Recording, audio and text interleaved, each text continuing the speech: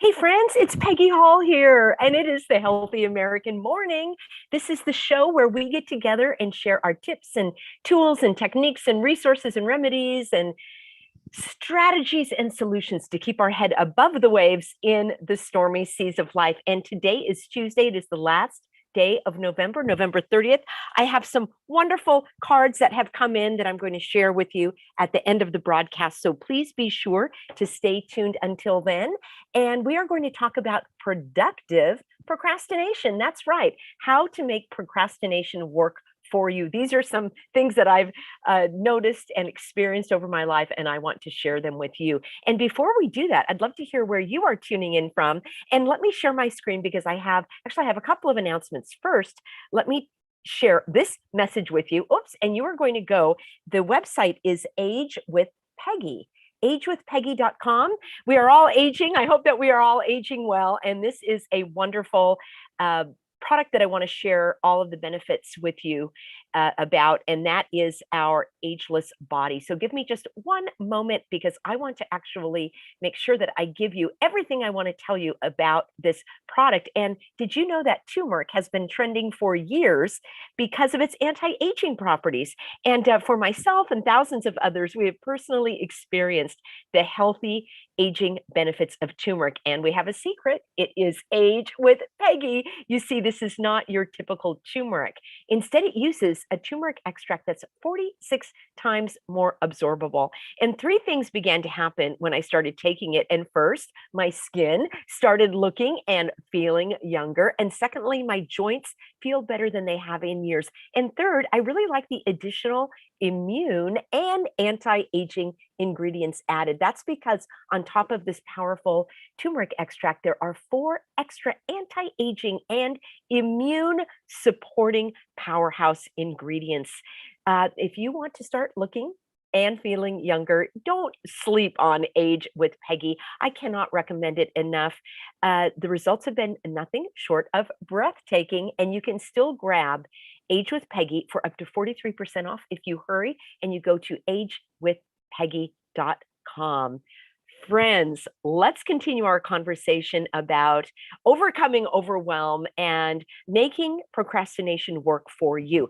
I am going to do a bonus show today because there's one other additional tip that I want to focus on specifically when it comes to overcoming overwhelm, getting these projects done.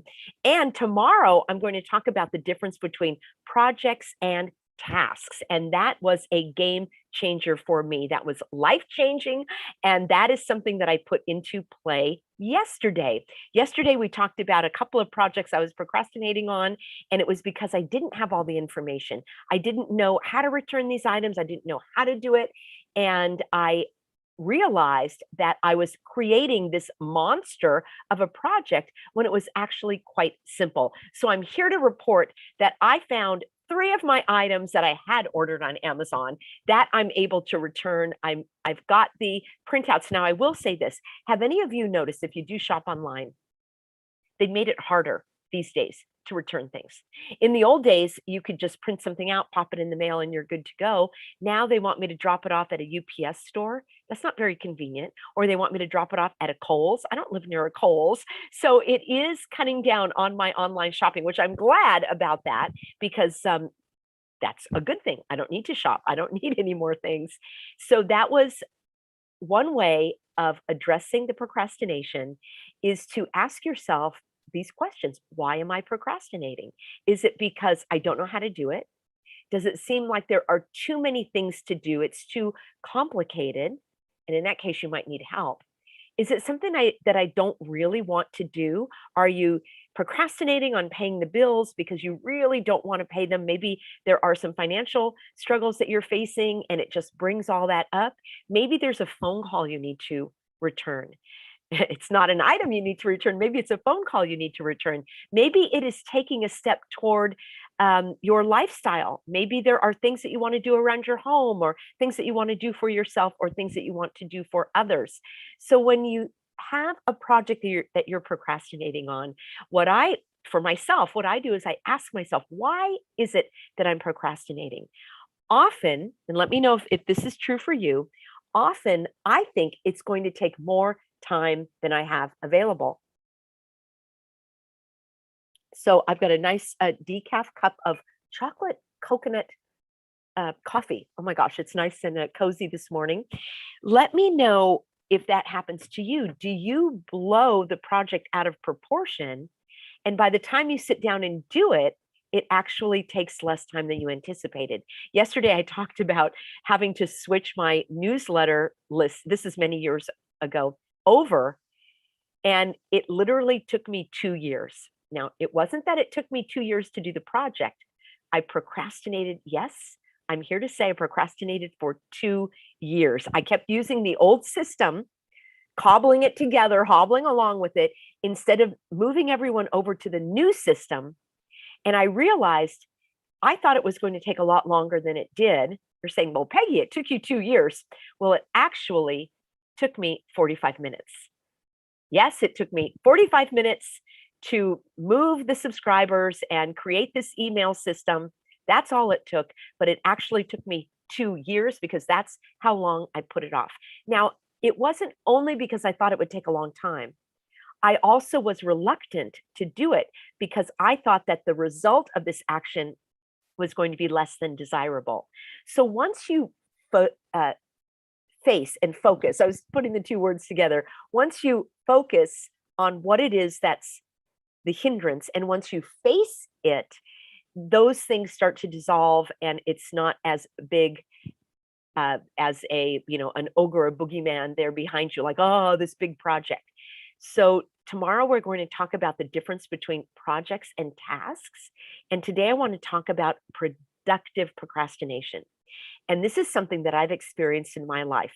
I used to be a freelance writer. I wrote a lot of articles, health and wellness articles for fitness magazines and women's magazines, all about nutrition and well-being and emotional wellness and all of that. And sometimes, often, I would procrastinate on the article when I had a deadline looming. How many of you have a deadline that actually is what the catalyst that gets you to take action? So I learned to create a false deadline.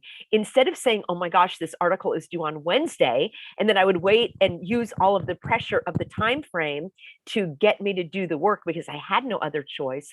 Now I create an artificial deadline. So I would make the deadline Monday. And I know it's a trick because you may be thinking, well, Peggy, you know the deadline's not really till Wednesday. Yes, you're right.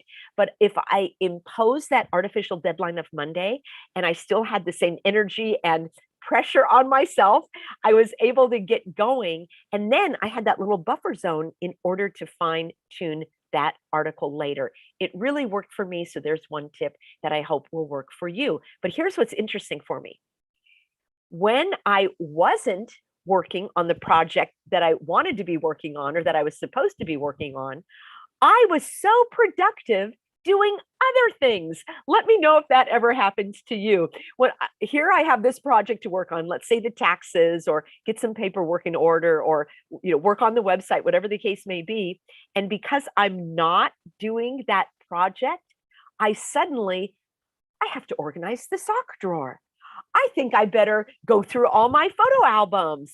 I'm going to just run out to the store, of course, the stores where I can shop in freedom, and pick up some more doggy treats for Teddy. Suddenly, I had all these other ideas and projects and activities and actions to take instead of doing that thing. But I realized I actually was being productive. So here's what I do now. I like to have 3, 4, or more projects that I'm working on at the same time. Right now at the Healthy American, I am running my concierge program. We've got a call this evening. So I am working on getting the outline for that call ready, all of the materials and the documents and the resources. So I've got that project going on. I've got another project where we actually are rebuilding the website. We're fine-tuning the website, getting a backup website in case anything happens. And so that project takes my time, energy, attention. And then I've got my wonderful cards and letters that I am replying to. Thank you for your patience on that. And that's another project that I'm working on. So, and then I have some others. So when I'm not working on one of those activities, I can work on the other activity without as much pressure because that wasn't the activity that I wanted to work on. Does that make sense, friends? Let me know in a comment here. I want to pop on board and see who we've got. Thank you, everyone, for taking a moment and then hitting that thumbs up button. So sometimes I think you have to minimize the chat on your phone. Otherwise, that takes up, you've got the video and then the chat. And if you minimize that, you'll see the title of the video and the thumbs up button. And I appreciate you doing that because it helps this video pop up in the stream of others. And of course, that is exactly what we want, is for others to be encouraged as you are encouraging us as well. Thank you, Valerie, KP, being on board for our moderators today. I really appreciate it. Let's see who we've got and where you are tuning in from. All right. Aloha from Hawaii. Hey, Ray, great to see you. Paris is calling, says she's got the phone company coming here because she finally called about a situation. Yippee! Isn't that wonderful? Especially things about the house. You know, there are a couple of repairs and upkeeps that we need to do as well. And it feels so good to just make that phone call. And we've got Del Rey, Beach, Florida. Rachel, welcome on board. And Rachel says procrastination is her middle name. Okay, great to see you, everyone. Just looking, see if there are any more comments here to answer. Wonderful. Marcia says that deadlines get her motivated to finish. And she likes the idea of an artificial deadline. And Miss Henry says the artificial deadline helped her in college, helped her finish sooner.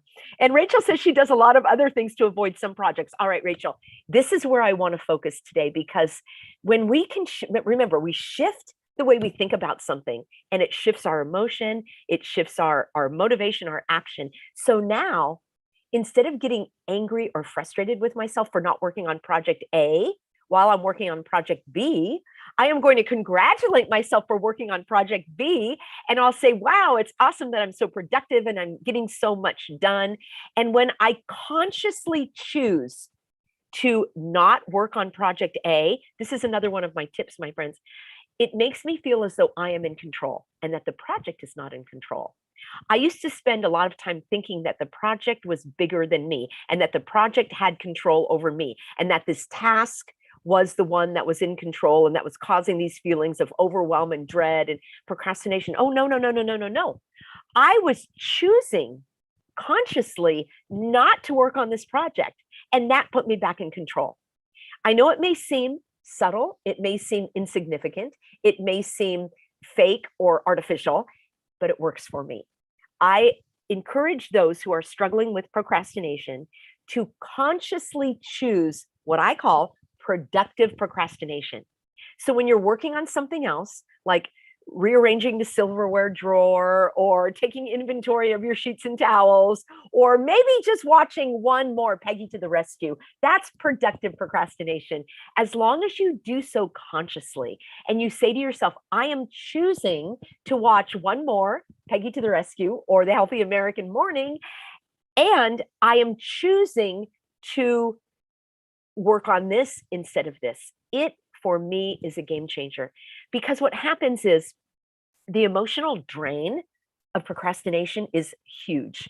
It is literally like poking holes in the ship, and the ship is taking on water and you're feeling waterlogged. I'm speaking for myself. I feel waterlogged as well when I allow that heaviness of procrastination to pull me under. It's like pulling on my ankles and pulling me underwater. I don't want to feel that way. It's almost like I'm swimming with a big heavy coat on. I don't want to do that. I want to remove that heavy coat of procrastination. I want to shed that, leave it aside.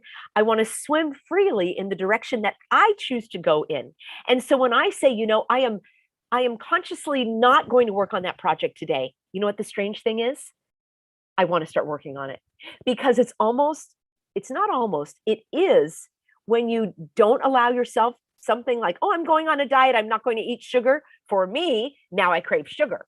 So now when I say I'm not going to work on this project, I get excited and I want to work on the project. And tomorrow we're going to talk about projects versus tasks and how much easier it is for you to do that. And I'm going to give you an example of my $1,000,000 oil change. And I'm going to, let me write that down because I want to make sure I use that. And we're also going to talk about the brain dump. In fact, stick with me and let me jot this down. You see, I'm always jotting things down. Stick with me, friends, because I'm about to do another video here, and I want to teach you what I call the brain dump.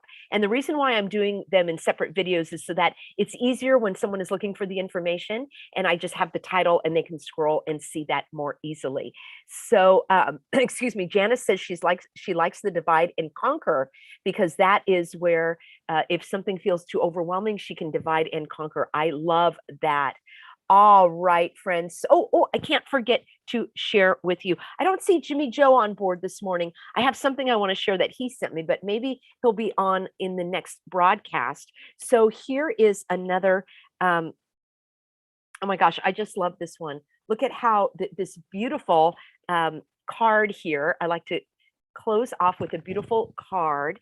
It's so, oh my gosh, just I can just lose myself looking at this image. It's so beautiful with the dove, and it says, this is from Gabrielle, and I really, oh, you know what? I think I shared this one from Gabrielle. I believe I did. I shared that in November, and let's see. Okay. I've got so many beautiful, look at this beautiful card right here. Well, you know what? Some of you may not have seen it. I'm going to share it again. This is from Gabrielle. It's so pretty. I don't want to tempt you and then not follow through. So beautiful card from Gabrielle. And she did say to Peggy and Pastor Dave, you are earth angels sent by God to guide us and lift our spirits. And I am beyond grateful to our creator for your guidance and complete dedication.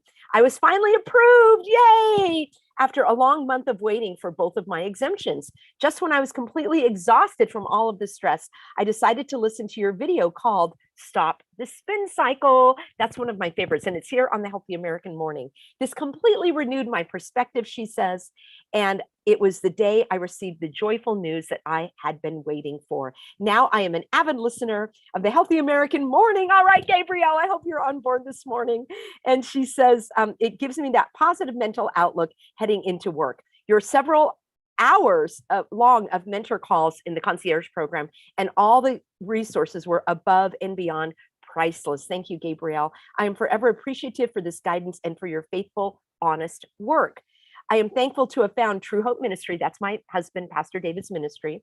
And not only have my prayers been answered, but my faith has been strengthened. Oh, that is our hope and prayer.